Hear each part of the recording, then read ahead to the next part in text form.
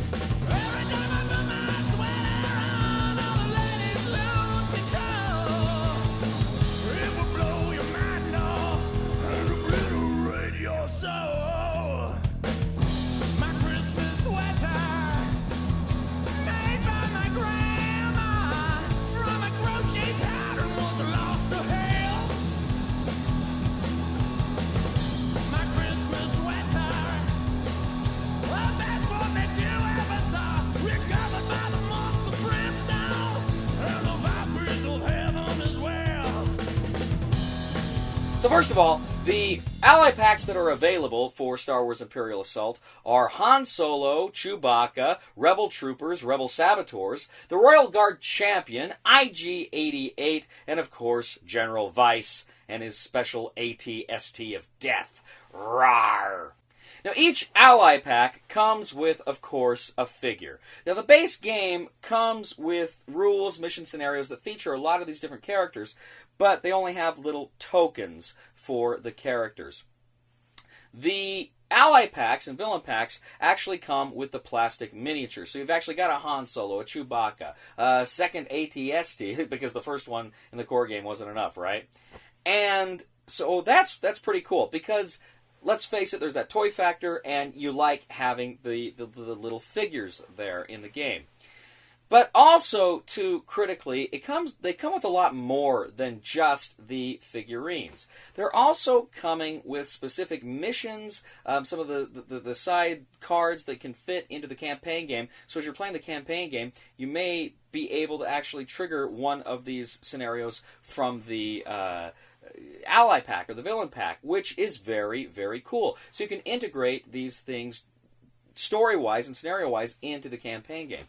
But also, critically, too, they also come with 2 skirmish missions. So you have 2 different skirmish missions. One skirmish map, and then 2 different missions you can play on that map. And the different missions, too, are a lot of fun. There's, you've got break guys out of the Imperial prison, or raid an Imperial prison. You've got one where you're, on Corellia trying to get people to come over to the rebel side.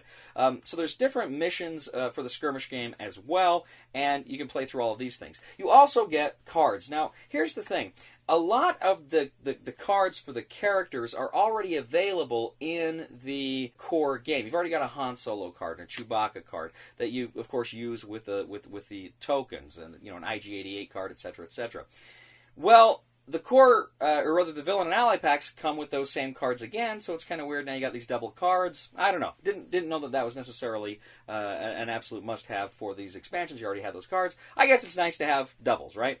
But also, the ally and villain packs have other kinds of cards as well. They have the command cards. There are new command cards that, of course, you can only use with a skirmish game, but they give you special advantages, special powers that you can use in those skirmish games that are really fun. They really bring a lot of unique and fun things to the skirmish game, new powers and what have you. So I've gone through and I played some of the skirmish games that come with the Ally and Villain pack, and they're really a lot of fun. There are some that are definitely suited to some of the characters and some of their advantages. I got to tell you, playing Han Solo and Chewie together in this scenario is great because they work off each other. They give advantages. One cancels out enemy surges. One cancels out enemy blasts. So they're a good team. They really work together well. I think that's cool how they did it. IG-88 is like a tank. He's a bad dude when he's coming after you, you've got to really be on him. The troopers are cool. It's fun, manipulating the rebel troopers around. That gives you kind of that same advantage that the stormtroopers have, where they can activate 3 figures on an activation. You can do that now with the rebel troopers. I mean, you could again with the base game, but again, it's fun having the minis. And then, of course, the rebel saboteurs are great. Just a lot of fun. So what I'm getting at here is, do you need these rebel, ally, and Imperial villain packs for your game of Imperial Assault? The answer is no. You do not need them. You got plenty of good stuff in the core game. You do not need them. But you want them. You want them because they're freaking awesome. Now, I got to tell you, I'm nearly done with my campaign game. I think I got 1 or 2 missions left, and then we'll wrap up our campaign game. But I am that rare animal that I actually prefer playing the skirmish game to the campaign game.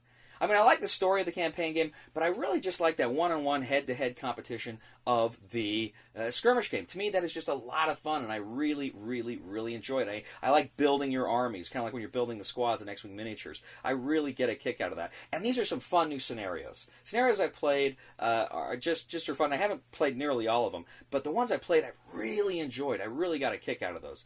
Also, it needs to be said, when you buy the villain and ally packs, they come with the minis, and as I mentioned earlier, there's a real toy factor here. There's no denying it. This is a fun game. It plays well. You could play this game with little cardboard chits and it'd be a great game. But the minis are so cool, and it brings that toy factor. Now, when you're playing a game of Imperial Assault, and you've got that ATST out there, or when you're playing a game of X-Wing miniatures, or Armada, which I love too, and we'll have a review for that coming out before long, there's that toy factor. You feel like you are 8 years old again. You feel like you're 8 years old, you got your little Kenner spaceships out and you're playing with them. And that's kind of what this is, but with a greater structure to it, right? You're still playing with your toys, but you've got goals and rules, and it's so much fun. I really enjoy Imperial Assault, and so I really, really, really enjoy these villain and ally packs. They are tremendous fun. I think they just bring so much to the game that I really enjoy them. There's also a new dice pack. You can buy a new dice pack for additional dice, because let's face it, the core game didn't come with enough dice. I'm sorry, Fantasy Flight. You give us an embarrassment of riches, but not enough dice. Well, you might want to pick up the extra dice pack, too. I thoroughly enjoy Imperial Assault, thoroughly enjoy these villain and ally packs. Now, if you're looking, you're thinking you can only afford 1 or 2 of these villain packs, I got to tell you, so far, and again, I haven't played through all the scenarios, but I really, really dig Han Solo and Chewbacca. I think they work together well, and they're fun to have out there. And they're the most iconic characters from the show, arguably, other than Darth Vader, right? So definitely, I'd start with those. The General Vice one is cool with the tank, and I really also quite enjoy the Rebel Troopers. I think it's fun. They're just fun things to have on the board. So those are the ones I'd start with. Han Solo and Chewbacca first, then maybe General Vice, Troopers, and then work your way up from there. But they're all good. They're all fun. So this is a no-brainer for the discriminating gamer. I love Imperial Assault. I love the ally and villain packs. So the recommendation for the discriminating gamer is buy them!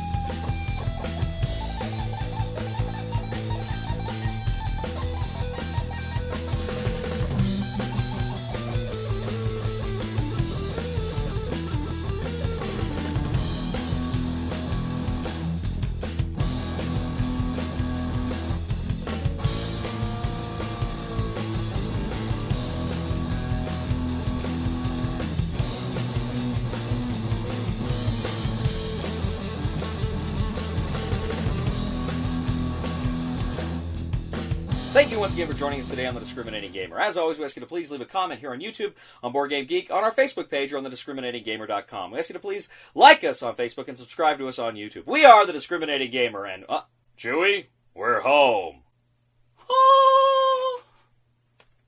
Please somebody help me on my feet again, and I don't know where I'm going, and I don't know where I've been. Please somebody help me on the solid ground. It's a long